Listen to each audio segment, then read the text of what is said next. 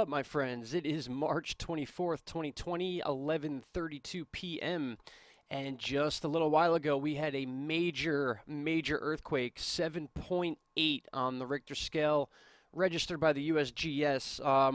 But like we all know, they tend to downgrade these fairly quickly. So as of right now, on the USGS website, this is a 7.5 earthquake. It's south-southeast, 219 kilometers of Severo Caruli, I believe it's pronounced. I probably did not pronounce that correct, but nonetheless, we are along the ring of fire for this quake, and this is certainly a big one. This will definitely be in the top 20 over the last 20 years, and the only reason I know that is because I pulled up this chart here to try to get an idea of the big earthquakes we've had over the last 20 years, and this is the chart here. So originally 7.8 as registered. My buddy Chris Adams sent me a bunch of different readings of this. It was a 7.6, 7.8, 7.5, 7.8.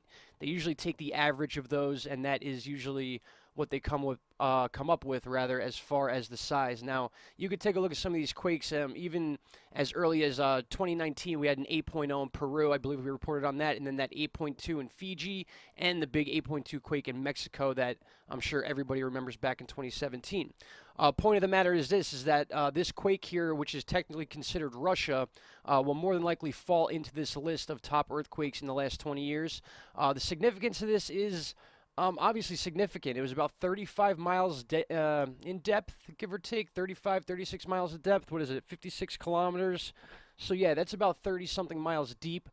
Certainly the strength to cause a tsunami. Now, when we click on this here, you can see there is a tsunami risk as of right now.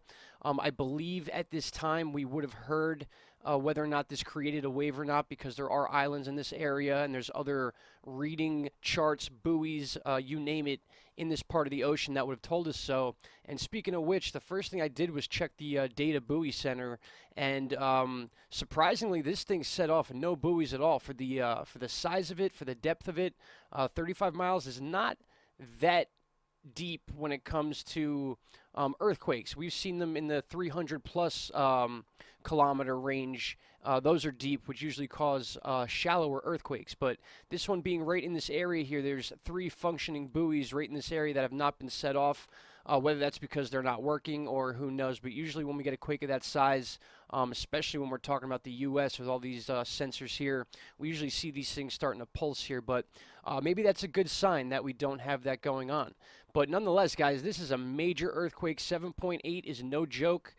Anything above a 7 is no joke. 6s are no joke. So between that and the Utah quake we saw, we had a fairly big quake down here. Actually, we had 2 basically parallel to each other. They're not on the chart right now, but in the same day, we had about a 5.9 right here and then a 6.1 in this area.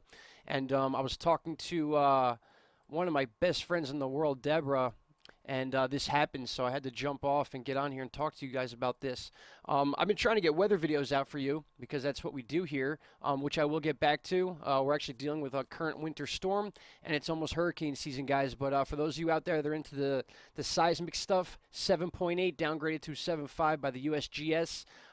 Basically considered Russia to the northeast of Japan in a wide-scale look, if you want to look at it that way, and then far to the west of the Strip Islands of Alaska. But nonetheless, guys, that ring of fire is active. It's going to stay active, and it's going to become even more active. I appreciate your time, and I appreciate all the kind words you guys have left me since I've been gone. But we're back now, and we're back at it. So you will be seeing regular updates on this channel as if I never left. Woohoo. All right, guys, thanks a lot. I'll talk to you soon. Bye-bye.